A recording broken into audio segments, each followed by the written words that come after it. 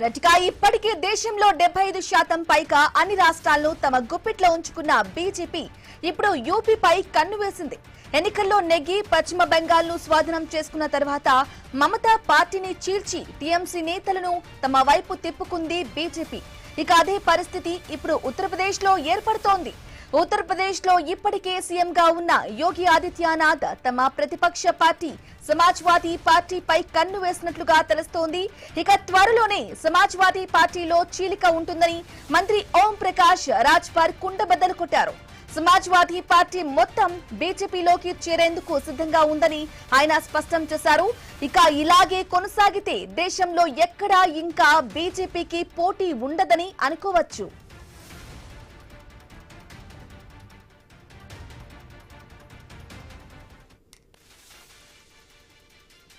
రాజ్యక చీలిక దిశగా సమాజ్వాదీ పార్టీ ఉండబోతోందా? అసలు సమాజ్వాదీ పార్టీలో ఏం జరుగుతోంది? మంత్రి ఓం ప్రకాష్ వ్యాఖ్యలు చేసుకుంటూనే ఆ విధంగానే అనిపిస్తోంది. ఇదే విషయానికి సంబంధించి మా ఇన్పుట్ ఎడిటర్ నవీన్ ఫోన్ ద్వారా అందిస్తారు. నవీన్, చెప్పండి, చీలిక దిశగా సమాజ్వాదీ పార్టీ అడుగులు వేస్తుందా? త్వరలోనే పార్టీలో చీలిక ఉంటుందా? మంత్రి ఓం ప్రకాష్ వ్యాఖ్యల్ని ఏ విధంగా చూసుకోవాలి? అప్డేట్స్ ఏంటి? మనం చూడొచ్చు, యూపీ మంత్రి ఓం ప్రకాష్ రాజ్భర్ ఒక కీలకమైన వ్యాఖ్యలు చేశాడు. దీనికి సంబంధించి మధ్యప్రదేశ్ లో పార్టీ, ఉత్తరప్రదేశ్ లో పార్టీ చీలికగా ఉంది, సమాజ్వాదీ పార్టీ రెండుగా చీలిపోతుందని చెప్పేసి కూడా కీలకంగా మంత్రి వ్యాఖ్యలు చేసినట్టు పరిస్థితి కనపడుతుంది. వాస్తవానికి అక్కడ రాజకీయ పరిణామాలు చూసుకుంటే ఇప్పటికే అందరూ కూడా బీజేపీ టచ్లోకి పోతున్నట్టు సిచ్యువేషన్ కూడా కనపడుతుంది. పూర్తిసారి కూడా ముఖ్యమంత్రి యోగి ఆదిత్యనాథ్ అక్కడ ఉన్నట్టు పరిస్థితి మనం చూసి ఈ నేపథ్యంలోనే అక్కడ పార్టీ సమాజ్వాదీ పార్టీ పూర్తిస్థాయిలో కూడా చీలిక దిశగా ఉందని చెప్పేసి నేరుగా యూపీ మంత్రి వ్యాఖ్యానించినట్టు పరిస్థితి మనం చూడొచ్చు. ఎందుకంటే యూపీకి సంబంధించిన మంత్రి ఓం ప్రకాష్ అయితే కీలకమైన వ్యాఖ్యలు చేశాడు. ఎందుకంటే సమాజ్వాదీ పార్టీలో త్వరలోనే భారీ చీలికలు ఉంటాయని చెప్పేసి కూడా చెప్పినటువంటి సిచ్యువేషన్ కనపడుతుంది. ఎక్కడైతే బీజేపీ మనం చూడొచ్చు, ఈ మధ్యకాలంలో పశ్చిమ బెంగాల్లో ఎన్నికలు జరిగిన తర్వాత రిజల్ట్ వచ్చిన తర్వాత అక్కడ బీజేపీ ఏదైతే ప్రభుత్వానికి వచ్చిన తర్వాత అక్కడ ఉన్నటువంటి పార్టీ కూడా చూడొచ్చు మనం పూర్తి స్థాయిలో కూడా మమతాకైతే భారీ షాక్ తగిలిన పరిస్థితి కనపడుతుంది. అక్కడ పశ్చిమ బెంగాల్లో ఏ విధంగా అయితే చీలిక వచ్చిందో మమతా పార్టీలో చీలిక ఏ విధంగా అయితే వచ్చిందో అదే విధంగా కూడా పూర్తి స్థాయిలో కూడా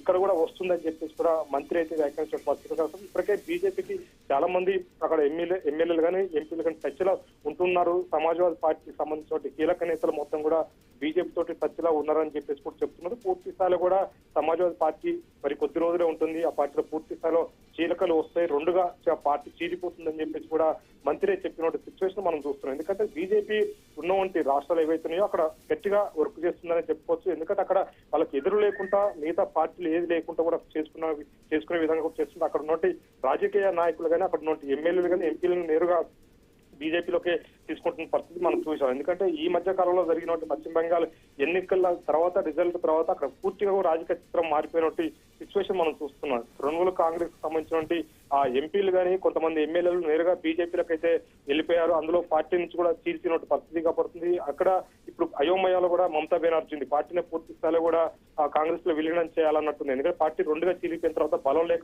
బలం కూడా లేదు, పూర్తి స్థాయిలో కూడా బలం మొత్తం కూడా పోవడంతో కూడా ఆమె ప్రత్యామ్నాయంగా వేరే పార్టీలకు పోయే సిచ్యువేషన్ కనపడుతుంది. కానీ బీజేపీ చాలా వ్యూహంగా కూడా కొన్ని రాష్ట్రాల్లో చేస్తున్నట్టు పరిస్థితి కనపడుతుంది. అంటే ఎక్కడ కూడా బీజేపీ పరిపాలన ఉన్నట్టు రాష్ట్రాల్లో మొత్తం కూడా కీలకంగా ఎవరుస్తున్నారు, ఎవరు కూడా ఎదురు లేకుండా పూర్తి స్థాయిలో కూడా అక్కడ ఉన్నటువంటి లీడర్షిప్ ఏదైతే ప్రతిపక్ష పార్టీలు ఉంటుందో వాళ్ళ క్లీన్షీప్ అయితే చేస్తుంది. అక్కడ ఉన్నటువంటి నేతలను ముందుగానే గాలం వేసి లాగుతున్నట్టు సిచ్యువేషన్ మనకు కనపడుతుంది. ఈ దశగానే సమాజ్వాదీ పార్టీలో కూడా చీలిక వచ్చినట్టు సిచ్యువేషన్ మనం చూడవచ్చు. చీలిక ఖచ్చితంగా వస్తుంది. అక్కడ ఇప్పటికే నాయకులు మొత్తం కూడా బీజేపీ తోటే టచ్ లో ఉన్నట్టుగా చెప్తున్నారు. మంత్రి, ఎందుకంటే ఒక మంత్రి నేరుగా ఈ వ్యాఖ్యానించడం, నేరుగా ఈ ఘాటైన వ్యాఖ్యలు చేసినట్టు పరిస్థితి కనపడుతుంది. ఎందుకంటే ఒక పార్టీని టార్గెట్ చేస్తూ రెండుగా పార్టీ విడిపోతుంది, రెండుగా సమాజ్వాదీ పార్టీ చీలిక దిశగా ఉందని చెప్పాడు. సో అదే దిశగా కూడా అక్కడ ఉండేటువంటి సిచ్యువేషన్ ఉంది. ప్రస్తుతానికి ఇప్పుడైతే అక్కడ ఉన్నటువంటి కొంతమంది ఎమ్మెల్యేలు కానీ ఎంపీలు కానీ ఇప్పటికే బీజేపీ టచ్ లోకి పోయినట్టు పరిస్థితి కనపడుతుంది. ఎందుకంటే ఉత్తరప్రదేశ్ లో పూర్తి స్థాయిలో కూడా యోగి ఆదిత్యనాథ్ ఎప్పటి నుంచో ముఖ్యమంత్రిగా ఉంటుండే అక్కడ సంక్షేమ పథకాలను కూడా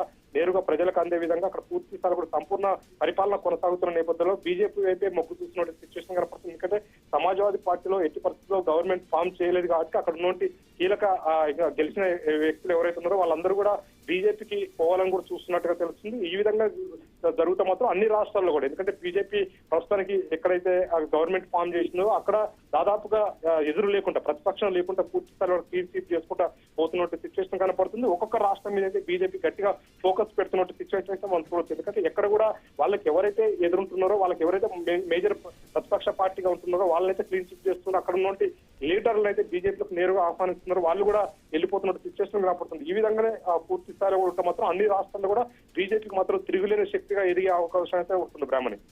okay right Naveen, thank you for the updates.